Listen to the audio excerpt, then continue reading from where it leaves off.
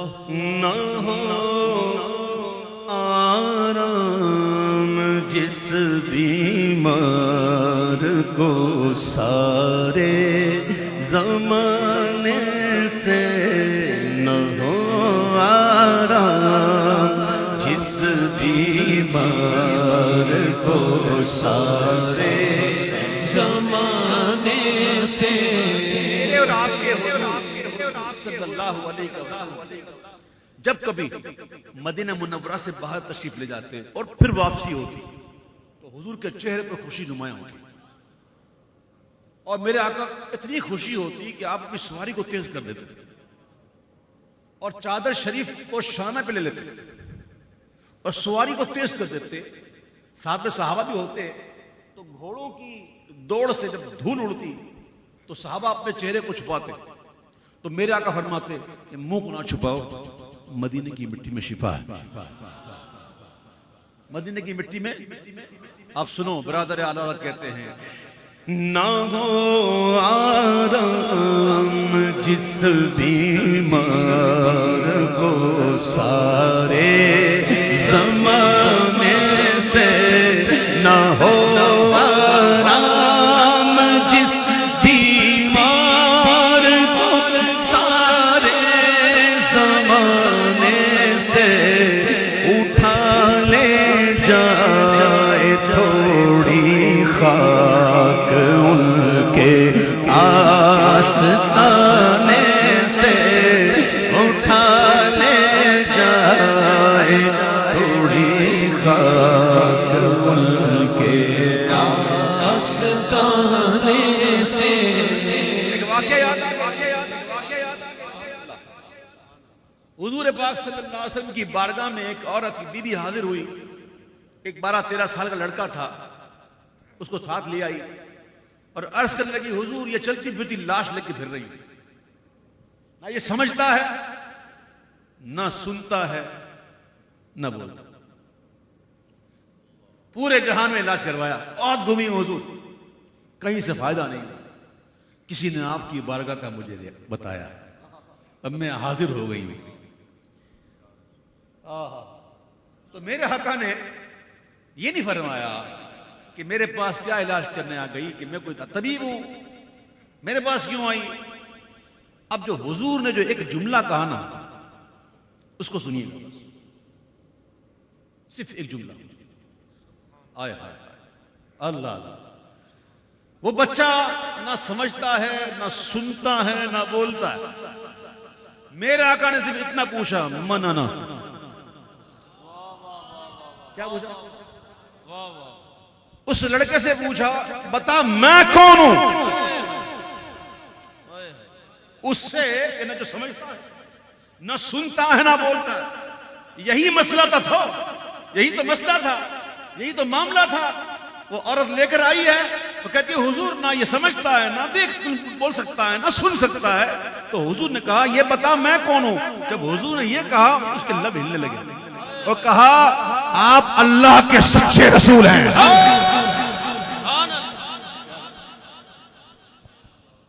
شفا ادھر ہی ہے۔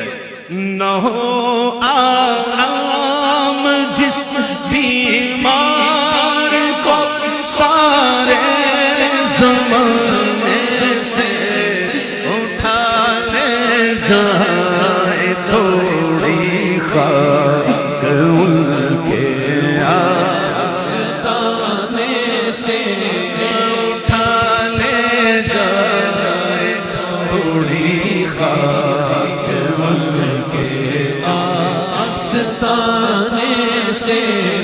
تمہارے در کے ٹکڑوں سے بڑا پلتا ایک عالم، تمہارے در کے ٹکڑوں سے بڑا پلتا ایک عالم، ارے گزارا سب کا ہوتا ہے اسی محتاج پانے سے، گزارا سب کا ہوتا ہے اسی محتاج محتاج خانے سے اللہ تبارک و تعالی غرض سے پاک ہے. اس نے ہمیں کسی غرض سے پیدا نہیں کیا. یہ تو غرض نہیں ہے ہم سے. ٹھیک ہے. ایک تو ادا بدل جائے نا, ادا بدل جائے تو بات جملہ بدل جاتا ہے. جیسے کہتے ہیں اٹھ مت بیٹھ, اس کو اگر بندہ ادا بدل دے تو معنی بدل جائیں گے, بالکل اپوزٹ ہو جائیں گے. ٹھیک ہے. اٹھ مت بیٹھ, اٹھ مت بیٹھ, ادا بدل گئی, جملہ بدل گیا.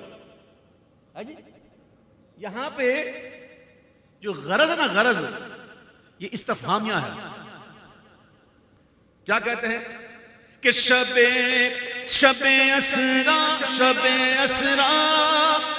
کے دولہا پر نچھاور ہونے والی تھی.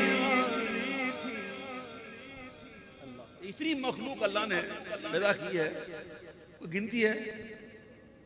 گن سکتا ہے؟ اربوں کھربوں کوئی گن سکتا ہے؟ کیوں پیدا کی؟ عشق کی بات سنیں, عشق کی بات. کہتے ہیں کہ شب اسرا کے دولہا پر نچھاور ہونے والی تھی, نہیں تو کیا غرض تھی اتنی جانوں کے بنانے سے, نہیں تو کیا غرض تھی, نہیں تو کیا غرض تھی اتنی جانوں کے بنانے سے. اور یہ شعر سنیے گے اور صحابہ کرام کو یاد کریں, ان کے مقدروں کو یاد کریں, ان صحابہ کی خوش اتوار نگاہوں کو سلام جن کا مسلک تھا طواف رخ زیبا کرنا. کہتے ہیں کہ نہ کیوں اس کی طرف اللہ سو پیار سے دیکھے,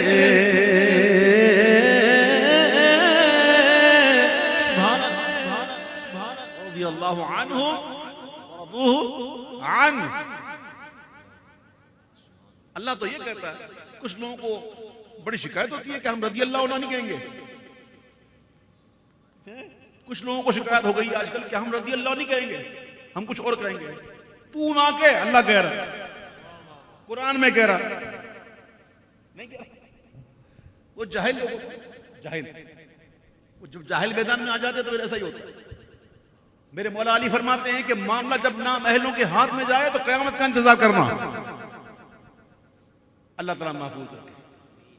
نہ کیوں ان کی طرف اللہ سو پیار سے دیکھے جو اپنی آنکھیں ملتے ہیں تمہارے آستانے سے, جو اپنی آنکھیں ملتے ہیں تمہارے آستانے سے. میرے لیے پتہ نہیں کیا کیا الفاظ ابھی محفل نے کہا. میں دعا کو ہوں اللہ تعالیٰ مجھے اس سے بھی اچھا بنا دے. میری حالت تو یہ ہے, میری حالت تو کچھ ایسی ہے کہ تمہارے تو وہ احسان اور یہ نافرمانیاں اپنی, تمہارے تو وہ احسان اور یہ نافرمانیاں اپنی,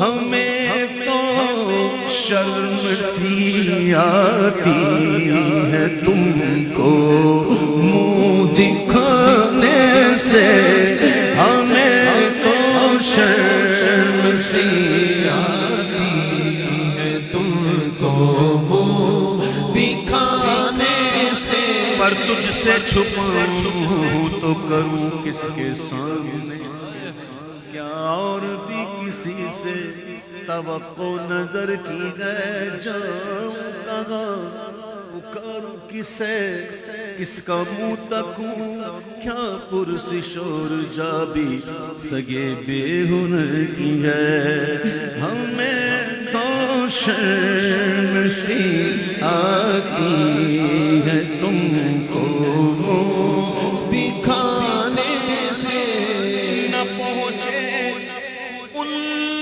کے قدموں تک، نہ کچھ حسن عمل ہی ہے،